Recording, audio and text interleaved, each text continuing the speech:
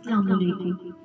درود پاک پڑھا کریں، زندگی کی پریشانیوں، مصیبتوں اور مشکلوں سے پاک ہو جائے گی۔ ہر وقت دعا کریں کہ اذان سے شروع ہوئی زندگی کلمے پر ختم ہو۔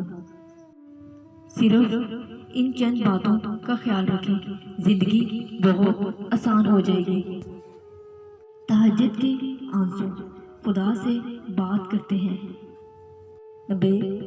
ناراض ہونا چھوڑ دیں، سخت الفاظ اور لہجے کا استعمال کرنا چھوڑ دیں، بدگمانی کرنا چھوڑ دیں، سوچوں کی جگہ اچھی سوچیں بنا لیں، بے صبری کو ختم کریں، صبر کرنا سیکھ لیں، زیادہ سوچنا چھوڑ دیں، اللہ تعالیٰ کی ذات پر مکمل بھروسہ رکھیں، چھوٹوں پر شفقت اور بڑوں کی عزت کرنا زندگی کا معمول بنا لیں، یہ بولنا سیکھ لیں، مگر خوشامدی کرنے والے بول نہیں ہونے چاہیے۔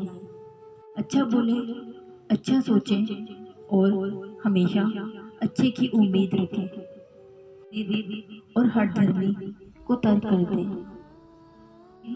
موضوع کا انتظار نہ کریں بلکہ کامیابی حاصل کرنے کے لیے سخت محنت شروع کر دیں، کرنا، جھوٹ بولنا، دل میں کسی کے لیے بغض رکھنا اور خوشامد کرنا چھوڑ دیں۔